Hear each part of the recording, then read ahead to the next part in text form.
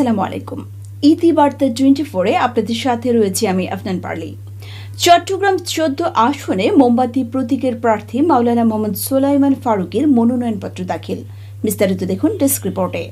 আসন্ন ত্রয়োদশ জাতীয় সংসদ নির্বাচনে চট্টগ্রাম 14 চন্দনাই সাতকানিয়া আংশিক নির্বাচনী এলাকায় বৃহত্তর সুন্নি জোট সমর্থিত ও বাংলাদেশ ইসলামী ফ্রন্ট মনোনীত মোমবাতি প্রতীকের প্রার্থী মাওলানা মোহাম্মদ সোলাইমান ফারুকী চট্টগ্রাম জেলা প্রশাসক ও জেলা রিটার্নিং কর্মকর্তা জাহিদুল ইসলাম মিয়ার নিকট মনোনয়নপত্র দাখিল করেন। এ সময় তার সাথে উপস্থিত ছিলেন বাংলাদেশ ইসলামী ফ্রন্টের মহাসচিব অধ্যক্ষ স.উ.ম.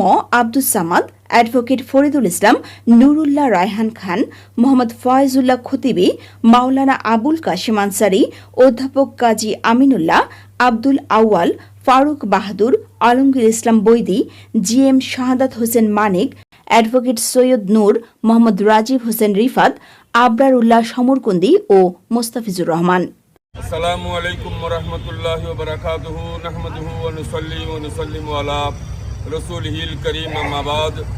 আমি চট্টগ্রাম 14 চন্দনের সাতকানিয়া আংশিক এলাকা বাংলাদেশ ইসলামী ফ্রন্টের মনোনীত মোমবাতি প্রতীকে আমি এই ইতিপূর্বে 10 মিনিট পূর্বে আমাদের বাংলাদেশ ইসলামী ফ্রন্টের সম্মানিত মহাসচিব জনাব স.ম. আব্দুস সামাদ সাহেবকে সাথে নিয়ে আমাদের ভাইদেরকে সাথে নিয়ে আমি জেলা প্রশাসকের কার্যালয়ে রিটার্নিং অফিসারে আমি আমার মনোনয়নপত্র দাখিল করেছি।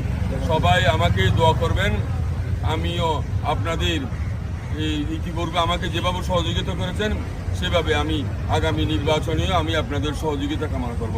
আসসালামু আলাইকুম ওয়া রাহমাতুল্লাহি ওয়া বারাকাতুহু। Desk news, Itibarta 24।